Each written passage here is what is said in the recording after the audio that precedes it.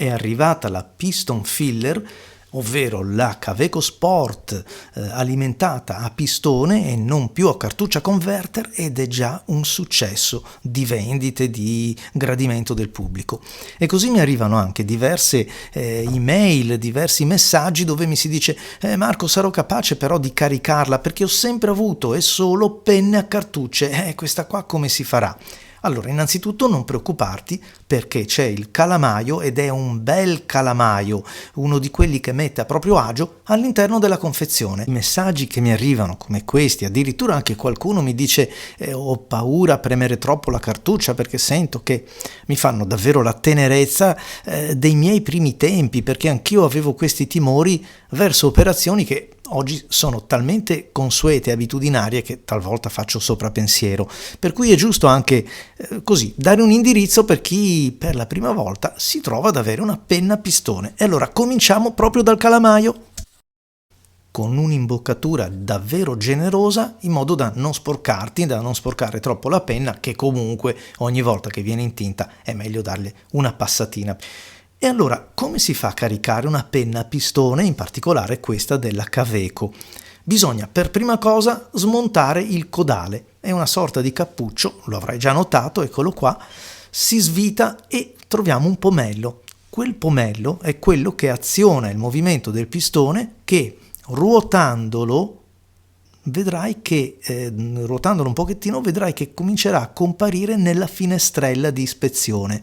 Intanto familiarizziamo anche con questo termine. La finestrella di ispezione è quella sezione trasparente che ti fa vedere quanto inchiostro c'è nella penna, quanto ne è rimasto, se stai per andare in riserva o se sei addirittura a secco. Un problema che non esiste con le cartucce o con il converter, a meno per esempio di una Lamy Safari, una Lamy All Star, per fare un esempio, come tante altre, che hanno proprio nel fusto della penna ricavata una sezione per andare a guardare quanto inchiostro rimane nella cartuccia, oppure nelle penne Demonstrator che hanno comunque la trasparenza che ti consente di vedere la cartuccia.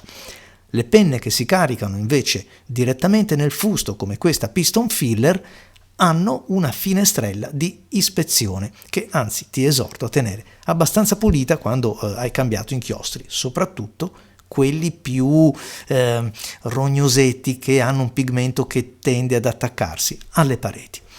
Ebbene, ruoti il pistone finché il pistone arriva proprio a battuta. Senti che a un certo punto si ferma il pomello e non va più.